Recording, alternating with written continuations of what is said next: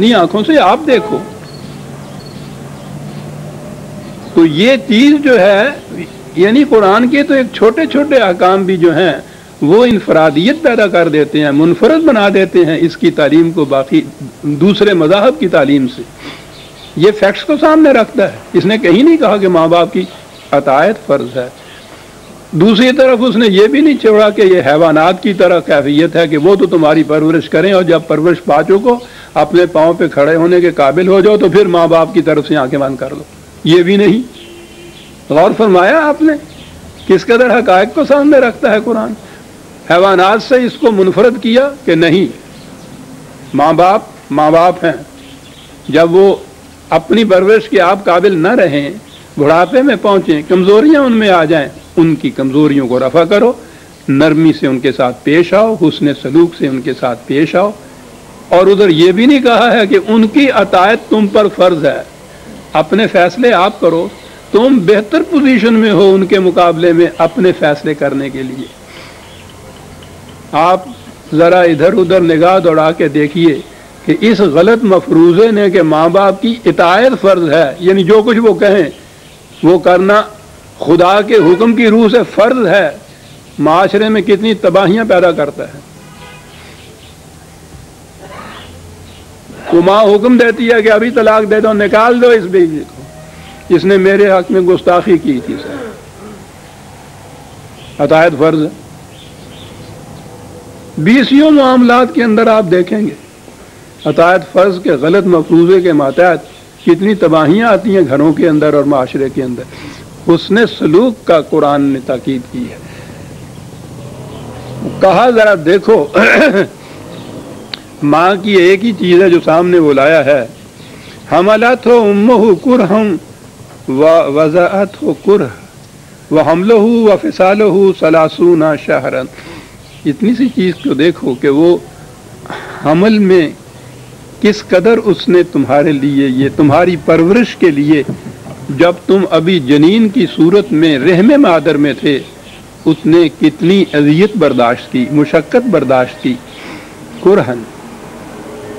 پھر اس کے بعد وضع حمل میں دیکھو کتنی، پھر اس کے بعد تمہاری پرورش کے لیے کتنا عرصے تک وہ اپنے خون جگر کو دودھ کی شکل میں تبدیل کر کے تمہاری پرورش کرتی رہی، اپنے بدن کے حصے کو تمہارے اندر منتقل کرتی چلی گئی. یہ کوئی چھوٹی بات نہیں ہے. تمہارا تو وجود رہین کرم ہے تمہاری ماں کی ان منازل کا، تو اور نہیں تو کم از کم وہ جسے ہم کہتے ہیں احسان کا بدلہ ہی چکاؤ. اس معنی میں احسان کا بدلہ احسان ہی صحیح. یہاں ضمناً کہا یہ گیا ہے کہ حمل اور دودھ پلانے کی مدت 30 مہینے وہ ہے. یہ دوسرے مقام پر ایک دو جگہ جہاں قانونی نقطہ آیا ہے وہ اس نے دودھ پلانے کے لیے 2 سال مقرر کیے ہیں. 24 مہینے وہ ہوئے. اب اگر اس میں حمل کے مہینے ملاتے ہیں تو 30 نہیں بنتے، وہ اگر 9 رکھے جائیں تو پہلی چیز تو یہ ہے کہ وہ بھی وہ جو 2 سال قرآن نے کہا ہے وہ لازمی بات نہیں ہے کہ یقینی طور پر 2 سال کے لیے ہی ماں پلائے دودھ، اس سے پہلے دودھ چھڑائے نہیں یا اس سے زیادہ عرصے کے لیے دودھ پلائے نہیں. قانونی تقاضا اور ہوتا ہے وہاں. وہ یہ ہے کہ اگر وہ طلاق ہو جائے تو کتنے عرصے تک ماں کی دودھ پلائی جو ہے وہ باپ پر لازم آتی ہے قانوناً. تو قانونی حد وہاں مقرر کی گئی ہے. یہ نہیں ہے کہ وہ 2 ہی سال کا عرصہ ہے، نہ اس سے کم نہ اس سے زیادہ. اب 2 ہی سال اگر وہ لیے جائے تو یہاں بھی جو کرہن کی بات ہے نا، قرآن نے دوسرے مقام پہ یہ کہا ہے 7/199 کہ حمل خفیف ہوتا ہے پہلے، پھر حمل ثقیل ہوتا ہے. خفیف وہ ہوتا ہے کہ وہ حمل تو ہوتا ہے لیکن ابھی وہ بوجھل نہیں ہوتا، اس میں کچھ مشقت نہیں ہوتی، عام کام کاج عورت کرتی رہتی ہے، تو وہ قریباً 3 مہینے تک ہوتا ہے. وہ اس کے بعد پھر وہ ثقیل ہوتا ہے، بوجھل ہو جاتا ہے. وہاں کرہن کی بات آ جاتی ہے. عجیب چیز ہے قرآن کا ایک ایک لفظ جو ہے جہاں سے قرآن شروع ہوتا ہے حمل، اور وہاں سے اس نے مدت مقرر کی ہے، وہ 6 مہینے کی مدت ہوتی ہے. تو 6 مہینے اگر 2 سال ادھر کے لے لیے جائیں تو 30 مہینے یوں بھی پورے ہو جاتے ہیں. ویسے میں نے عرض کیا ہے کہ یہ کوئی قانون قرآن کی روح سے یہ فریضہ نہیں ہے کہ 2 ہی سال کے لیے دودھ پلایا جائے، نہ اس سے کم یا اس سے زیادہ کیا جائے. بات اس سے کہیے کہ تم اور کچھ نہیں تو اپنی ماں کے ان مراحل کو ہی اپنے سامنے رکھو.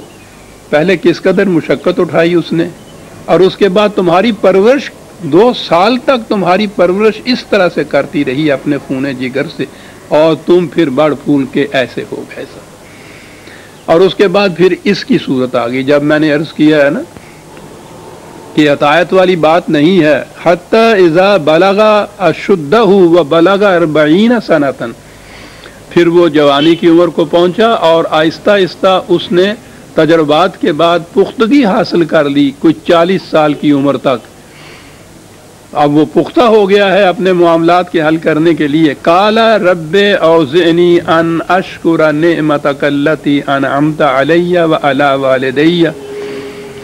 پھر وہ ہے جو سعادت مند بچہ ہے، خدا پرست بچہ ہے. وہ خدا سے دعا کرتا ہے کہ یا اللہ مجھے توفیق عطا فرما کہ میں وہ نعمتیں جو تو نے مجھ پر وارد کی یا میرے ماں باپ کو جن سے نوازا تھا، میں ان کا شکر ادا کر سکوں. وَأَنْ أَعْمَلَ صَالِحًا، اور وہ شکر یہ ہے کہ میں وہ کام کروں جو تیرے قوانین کے مطابق ہو، ترضا ہو، ہم آہنگ ہوں جو تیری مشیت اور تیرے قانون سے، میں وہ کام کروں اور اس سے صلاحیتیں پختہ ہوں میری بھی. وَأَصْلِحْ لِي فِي ذُرِّيَّتِي، اور وہ ایسی ہوں کہ میں اپنی اولاد کی بھی تربیت اسی طرح سے کر سکوں. میری صلاحیتیں میری ذات تک ہی محدود نہ ہوں، بلکہ وہ صلاحیتیں ایسی ہوں کہ میری اولاد کی تربیت و پرورش بھی ان کے مطابق ہو سکے. انی تبتو علیک و انی من المسلمین، میں ہر معاملے میں تیری طرف رجوع کرتا ہوں، تیرے قانون کی طرف، تیری کتاب کی طرف، کہ وہاں سے مجھے رہنمائی ملے، وہاں سے مجھے حکم ملے تو میں اس کے مطابق عمل کروں اور زندگی گزاروں. وَإِنِّي مِنَ الْمُسْلِمِينَ، اس کی طرف رجوع ہی نہیں کروں بلکہ اس کے احکام کے سامنے سر تسلیم خم کروں. یہ ہے ضروری چیز جو ہے. گائیڈنس لینے کے بعد اس گائیڈنس کی پرواہ نہ کرنا وہی جو اپنے جی میں آئے، تو اس کا فائدہ کیا ہے کسی سے رہنمائی لینے کا؟ رہنمائی لینے کے بعد اس کے اوپر عمل کرنے کی بات ہے، اس کے سامنے سر تسلیم خم کرنا ضروری ہے. یہی ہے جسے وہ مسلم کہتا ہے. تو وہ یہ خدا سے پھر دعا مانگتا ہے. اولئک الذین نتقبل عنہم احسن ما عملوا، یہ وہ لوگ ہیں کہ ان کے حسن عمل کو ہم شرف قبولیت بخشتے ہیں. وَنَتَجَاوَزُ عَنْ سَيِّئَاتِهِمْ، اور ان کی یہ ایک ٹکڑا ہے، میں سمجھتا ہوں کہ بڑا وضاحت طلب ہو جائے گا. اور ان کی جو سیئات ہو کہتے ہیں عام برائیوں کو، لغزشوں کو، ان سے تجاوز کے معنی ہوتا ہے آگے بڑھ جانا، ان کی گرفت نہ کرنا، مواخذہ نہ کرنا ان کا. عام طور پہ جسے کہتے ہیں معاف کر دینا، جسے ہم کہتے ہیں. پہلے میں یہ کہوں کہ فی اصحاب الجنت، یہ لوگ ہیں اصحاب الجنت میں. یہاں یہ ٹکڑا آیا کہ ان کے حسن عمل کو تو ہم قبولیت کا شرط بخشتے ہیں، اور ان کی سیئات کو، برائیوں کو، لغزشوں کو عام الفاظ جو ہیں معاف کر دیتے ہیں. ہمارے ذہنوں کے اندر یہ جو معافی کا تصور ہے یہ بڑا تباہ کن ہے. بخشش خدا کی طرف سے، معافی خدا کی طرف سے، شفاعت اس کے رسول کی طرف سے، تو پھر اس کے بعد جرائم اور گناہوں کا جو بوجھ ہے اس کا تو تصور ہی باقی نہیں رہتا. جو جی میں آئے کرو. اب یہ دیکھیے یہاں بھی خدا نے کہا ہے کہ ہم ان کو معاف کر دیتے ہیں ان کی سیئات کو. بآیت مجموعی جب قرآن کا تصور سامنے لایا جائے وہ مکافات عمل کا تصور ہے. مکافات عمل کے معنی ہے انسان کا ہر کام، ہر عمل ایک نتیجہ پیدا کرتا ہے.